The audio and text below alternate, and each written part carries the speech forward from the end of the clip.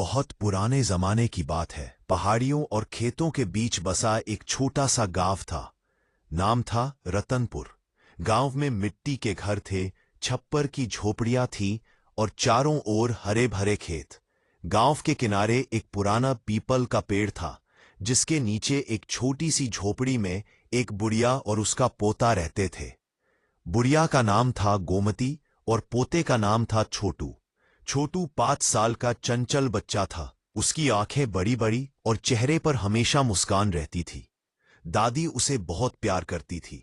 उनके पास ज्यादा कुछ नहीं था, 2-4 बर्तन, एक मिट्टी का चूल्हा और एक पुरानी चारपाई। लेकिन दोनों इतने खुश थे कि लगता था जैसे पूरी दुनिया उनके पास हो। हर शाम बुढ़िया खेत से काम निपटाकर लौटती और छोटू पहले से ही दरवाजे पर बैठा इंतजार करता रहता। दादी आज जल्दी आ गई? हाँ बेटा, बादल देखे, लगता है आज बारिश होगी। सच में उस दिन आसमान में काले काले बादल घिर आए थे। हवा में मिट्टी की सुगंध फैल रही थी। गांव के बच्चे खुशी से नाच रहे थे। बारिश आई, बुढ़िया बोली। चल बेटा जल्दी अंदर चल, अभी बिजली गिरेगी। छोटू बोला, दादी मुझे डर नहीं लगता। अरे पगले, डरना नहीं, लेकिन बारिश में गीले मत होना। थोड़ी देर में आसमान में बिजली चमकी और गर गर की आवाज गूंजी। फिर शुरू हुई टिप टिप टिप टिप बारिश। छप्पर की छत से पानी की बूंदें नीचे गिरने लगी और मिट्टी की खुशबू चारों ओर फैल गई। छोटू ने आश्चर्य से पूछा, दादी ये कौन है जो ऊपर से इतनी प्यारी आवाज में गाना गा रहा है? बुढ़िया मुस्कुराकर बोली, बेटा ये टिपटिपुआ है। टिपटिपुआ? छोटू ने आंखें फैलाते हुए पूछा, वो कौन है? बुढ़िया ने धीरे से बोला, टिपटिपुआ पानी का देवता है जो बादलों में रहता है। जब धरती प्यास से तड़पती है तब वो आसमान से उतरकर अपने साथ ठंडी बूंदें लाता है। जहां जहां उसकी बूंदें गिरती है वहां फसलें लहराती है, पेड़ मुस्कुराते हैं और लोग खुश हो जाते हैं। छोटू ने उत्सुकता से पूछा, लेकिन अगर कोई बच्चा रात में रोता रहे, शोर मचाए और सोए नहीं, तो टिपटिपुआ उसकी खिड़की पर आकर टप टप टप करता है ताकि बच्चा डरकर चुप हो जाए। सच में दादी? हाँ बेटा, मेरे दादी ने भी यही बताया था। जब मैं छोटी थी तो मैं भी डर जाती थी और जल्दी सो जाती थी। बाहर बारिश अब तेज हो गई थी। छप्पर से पानी की मोटी धारें गिर रही थीं। बिजली चमकती और कमरे में पल भर के लिए उजाला फैल जाता। बुढ़िया ने चूल्हे पर हांडी रखी, उसमें बाजरे की खिचड़ी पक रही थी।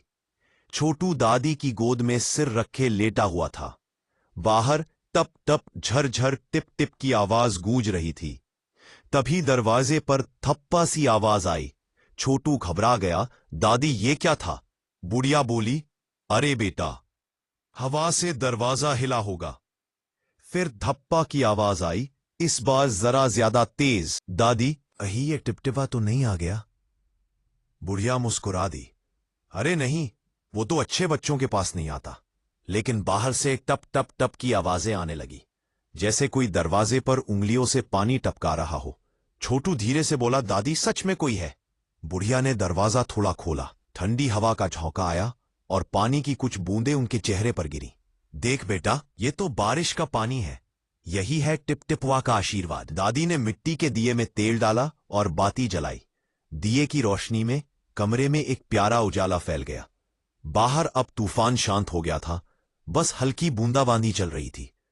छोटू बोला, दादी अगर टिपटिपुआ देवता है तो क्या वो हमें देख रहे हैं? हाँ बेटा, वो ऊपर बादलों से सब देखते हैं। जो बच्चे अच्छे काम करते हैं उनके घर वो धीरे धीरे गिरते हैं, और जो शरारती होते हैं उनके घर पर तेज बारिश करते हैं। छोटू बोला, मैं तो अच्छा बच्चा हूं ना?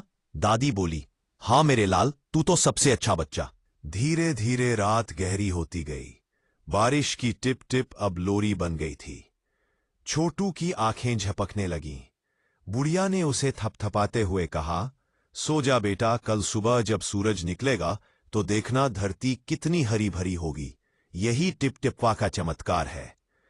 छोटू बोला, दादी कल मैं टिपटिपवा को ढूंढूंगा। दादी हंस पड़ी, ठीक है बेटा, लेकिन वो दिखाई नहीं देता, बस उसकी बूंदें ही उसका रूप है। तो मैं उन बूंदों से खेलूंगा। हाँ बेटा, लेकिन पहले सो जा। थोड़ी ही देर में छोटू सो गया। बाहर फिर से हल्की गरज सुनाई दी, गर्रा गर्रा टिप टिप। दादी ने आसमान की ओर देखा और मन ही मन कहा, हे भगवान, मेरे पोते की नींद मीठी रखना। रात बीत गई। सुबह जब छोटू की आंखें खुली तो आसमान साफ था। सूरज बादलों के बीच से झांक रहा था। बाहर सब कुछ चमक रहा था। पेड़ों पर पानी की बूंदें मोतियों की तरह झिलमिला रही थीं और हवा में एक अजीब सी ताजगी थी।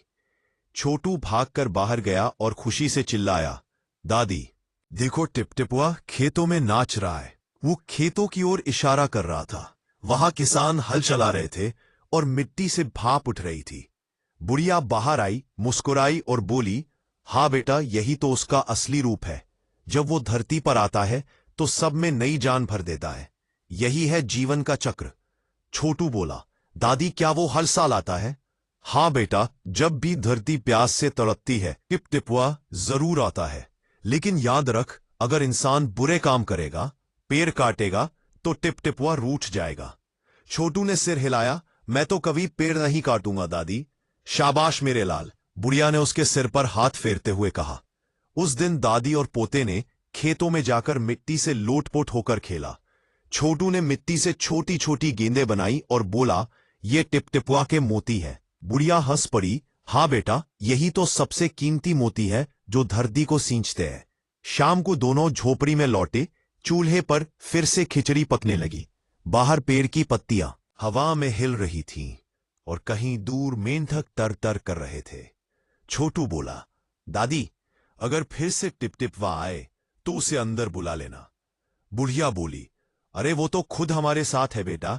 जब भी तू मुस्कुराता है वही हंसता है। छोटू ने दादी की गोद में सिर रखा और बोला, तो मैं हमेशा हंसता रहूंगा। दादी ने आशीर्वाद दिया, तू हमेशा खुश रह मेरे लाल। बाहर फिर से हल्की बूंदें गिरने लगी, टिप टिप टिप, जैसे आसमान से कोई ललबाई गा रहा हो। कहानी की सीख, मोरल, प्रकृति से प्रेम करो, उसे समझो। बारिश सिर्फ पानी नहीं, वो जीवन की सांस है, धरती की मुस्कान है। जो इसे आदर देता है उसके जीवन में हमेशा हरियाली रहती है। मैं माफी चाहता हूं, मेरी कहानी बहुत दिनों बाद चैनल पर आई है, लेकिन अब मैं कोशिश करूंगा कि मैं रोज कहानी डालूंगा। आज की कहानी आपको कैसी लगी आप कमेंट बॉक्स में बता सकते हैं और मेरे चैनल को सब्सक्राइब करें। वीडियो पसंद आई हो तो वीडियो को लाइक करें।